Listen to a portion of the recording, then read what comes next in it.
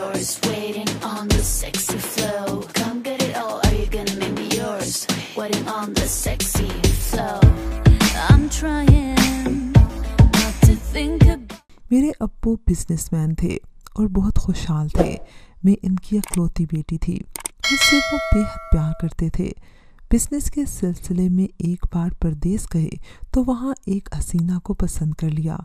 इसी के साथ ज़िंदगी बिताने की आरज़ू में अपना बिजनेस समेट कर वो कनाडा शिफ्ट हो गए और कनाडा की लड़की से शादी कर ली और अपनी ख़ानदानी बीवी यानी कि मेरी वालदा को तलाक भिजवा दी। इन दिनों मेरी उम्र सिर्फ 5 बरस थी। अम्मी सोच भी न सकती थी कि इस मोड़ पर, जबकि इन्हें जीवन साथी की अशद ज़रूरत थी, उम्र भर का साथी बेवफाई करेगा। इस सदमे से वो बीमार पड़ गई।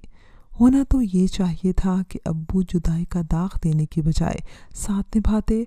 ऐसा ना हुआ और तलाक का सदमा मेरी माँ के लिए तकलीफ दे साबित हुआ। वो बिस्तर से लग गई। सबने समझाया कि ख़ुद को संभालो, तुम्हारे सामने एक नन्ही बच्ची की ज़िंदगी का सवाल है, मगर किसी के समझाने का असर ना हुआ और इसी आलम में 5 बरस ज़हनी असियत सहने के बाद वो अल्लाह को प्यारी हो गई।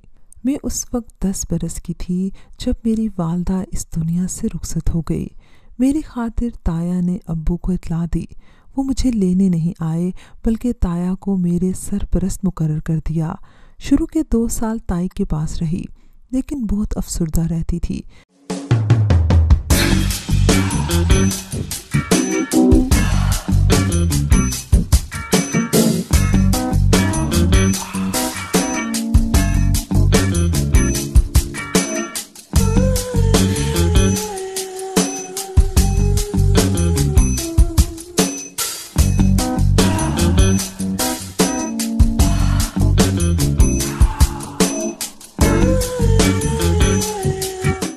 तभी मामू और ममानी आए और मुझे हमरा ले गए।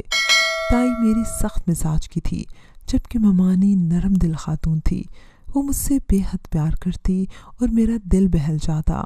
मामू के घर में मैं 7 बरस रही और मैं FA तक उन्होंने मुझे पढ़ाया।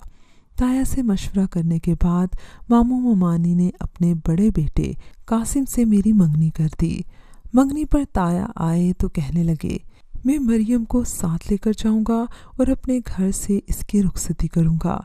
जिस घर में मंगेतर हो वहाँ लड़की का रहना मुनासिब नहीं समझा जाता।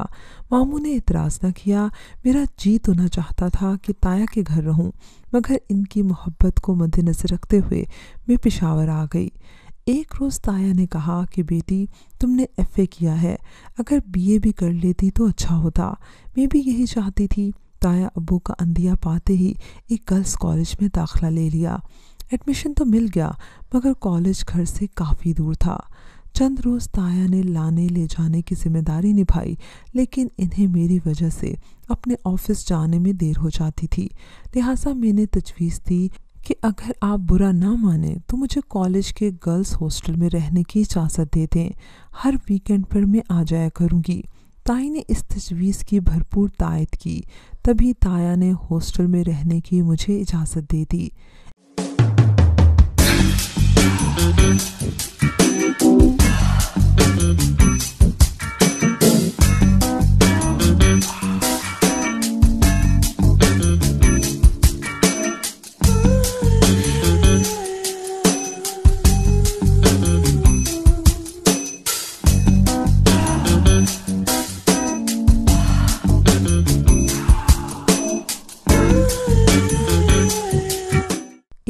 सुकून से गुजर गया।